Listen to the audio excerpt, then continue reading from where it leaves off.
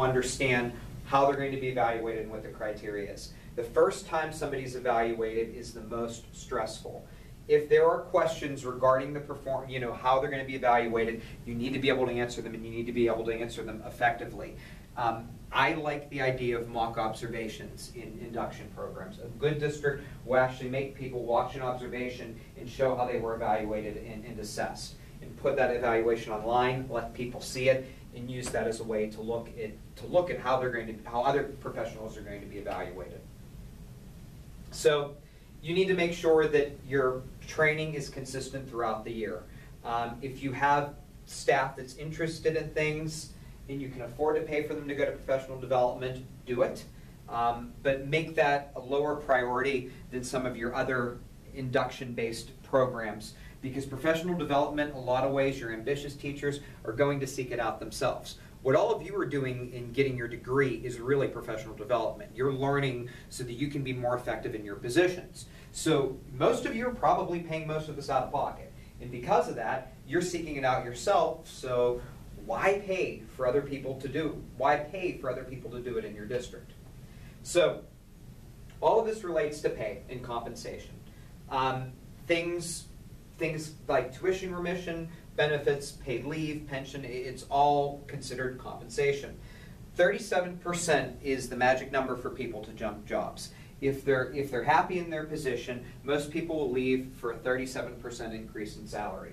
That was a study that was done with the state of New York and New York school districts, but it's been something that's been looked at in business practices as well, and it's been a consistent agreement. That tends to be the amount. So most people think of salaried employees as like administrators and teachers. Teacher salaries is where most of the money is going to come from. You're paying principals more, but you have exponentially more teachers than you do principals. So the big decisions that you make on salary need to be teacher-based and teacher-driven decisions. So the idea behind whether something is unionized or not unionized is also a big idea, and that's a huge consideration in this position. So collective bargaining is very hard, very difficult, very time-consuming, and very complex. I feel very fortunate that we don't have to spend a lot of time going over collective bargaining in the state of Florida. If done appropriately, it seems to be managed pretty well here compared to some of the other states that I've looked at. But when a negotiation comes up, do what you can to try to make people happy.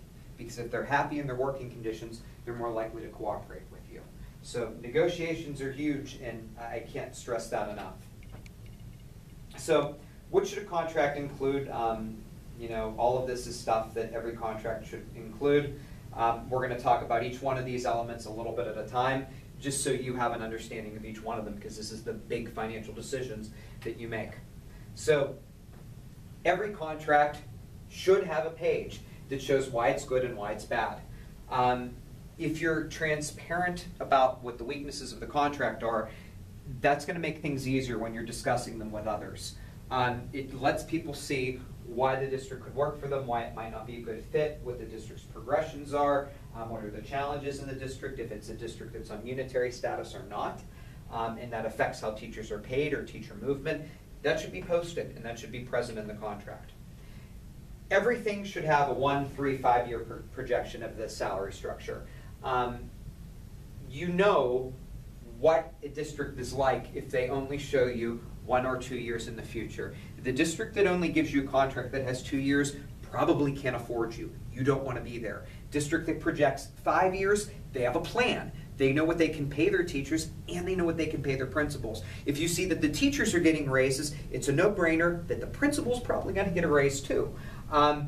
If you see only 1 or 2 years, that is a bad thing. And I want you to keep that in mind. These smaller contracts, that's not necessarily a good thing. So you should have maximum, minimum, and average cost for an employee. This is a big idea because you have to see what potentially you're going to be paying if there's a jump step. And when I say a jump step, this means is that if a teacher's been there for 12 years, they get a $15,000 raise out of the blue that they wouldn't have gotten years 1 through 11. And then if you have a ton of teachers that are ready to get into the jump step, this is a huge expense for the district. So this should be projected. You should know if there's a jump step in 1 year, 3 years, or 5 years, and people that are close to retirement as well. Florida does this well. I mean, they do this better than a lot of other states. There's not much to worry about with this. This is a big idea. Find 4 districts that are similar in their demographics and similar in their makeup and compare what they are paying. If you want to be the best district, you need to do this. If you want to be the best building, you need to do this. Because if you can compare and you're the leading district, best performance, highest paid, then you know that you don't have to make as many adjustments as another district that's trying to catch up with you. So most of you that are working in Polk County or working in Orange County, you kind of know where your district ranks compared to some of the other ones. You're going to be looking at higher pay more than anything else in St. John's. So you know this if you know that you have a building that's performing as well or a district that's performing as well as St. John's is, the pay can be adjusted accordingly. That is a big idea. So living standards are equally important. You need to know what's built into the contract. If there's Section 8 housing, population of free and reduced lunch, how much money is coming into the district. If you know that there's going to be a housing plant, that's big because that helps you pay your teaching staff better, and you want to be able to do that. So you also need to know how much personnel you've gained or lost over the last 10 years. If you are in a district that has huge turnover and it has nothing to do with demographic population shifting, then that means that that the district is doing a crappy job of managing people. Massive retirements costs districts money. So one of the things that you want to try to do is replace them with people that are starting off, especially if people are all retiring at the same time. If you are in a district that has a class of teachers that all came in together and 33% of your teachers are entering drop in the same 2 or 3 years, you need to account for that and plan for that accordingly, or else there are going to be big problems. So people want to know how much they're going to make. They need to know if there's a jump step, they need to know what a master's degree pays them, what a master's plus 18 pays them. If you're starting on a higher step, this can be a benefit as well. So consider that and consider whether or not that matters. If there's a new program, you have to adjust that and consider it in the contract. One of the things that Florida is facing is this notion of moving career and vocational schools outside of certain districts and moving them into magnets that are on separate salary schedules. If the program is coming in district and it's going to be part of the regular teaching staff and you're going to pay and compensate all teachers equally, you have to be aware of that. You want to know that that new program is coming in 2 or 3 years in advance. If you're going to be starting a STEM academy and you need teachers that have experience in aviation and space, you are probably going to have to pay them more money because they're highly specialized. So make sure those decisions happen. So your future needs and expenditures are your long-term costs, which comes down to facilities and technology.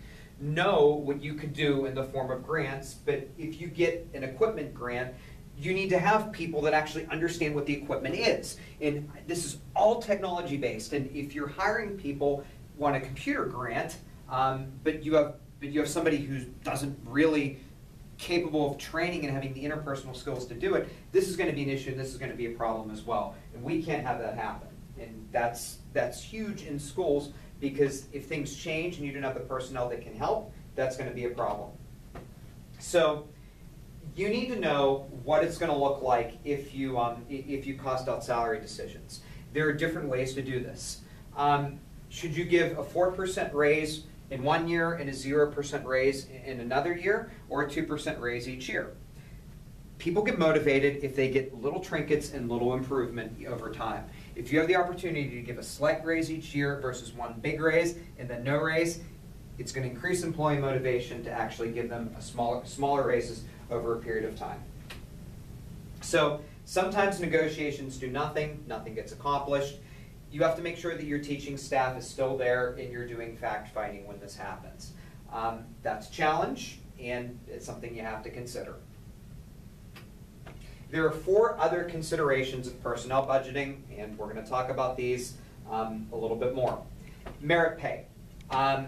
If you can find a way to make merit pay work, districts are going for it, some are doing it, some are trying it, you will be a multimillionaire. If you actually find a way to get this to work, you are a genius. I think we're 10 to 15 years away from merit pay being big in our school systems, where at least 5 to 10% of the districts are doing it. It is going to be a while before this occurs. Reduction in force. Sometimes you have people that you're just going to replace because you have more staff. You have more staff than you need, and you're just going to reduce the amount of people that are available. A lot of times districts will just say, we're just eliminating the position. Instead of trying to go through due process and firing somebody, they'll just not replace them. The district saves money, but then class sizes increase. This isn't a school reform class. You know that in school reform you would say that we need to try to decrease our class sizes, but when you reduce force, you increase your class sizes. Sometimes you can dismiss people because they're not properly certified, they don't know what they're talking about, they don't have reasonable discipline, they're deficient, or they can't teach effectively. Those happen all the time too. Last thing to talk about is due process. You've given your individuals the amount of opportunity, you've mentored them, you've given them the chance to improve, but they've not improved. You have to document and show in progression that you've done everything you possibly could to get them to improve. If not, you may be sued as a school district. And if that happens, financially, this is horrible. And you could even be sued civilly in your position as well. That has happened in some school districts. Make sure you do everything in your power to avoid this from happening. So the next chapter looks at budgeting for instruction. It's a quick one. This is a longer one. That one won't be more than 15, 20 minutes. It's a good foundation for some coursework. If I can do anything to help, please let me know. And I hope you got something out of your 30-some minute lecture. Like I said, this is a passion of mine, and I hope this was interesting to you. Thank you.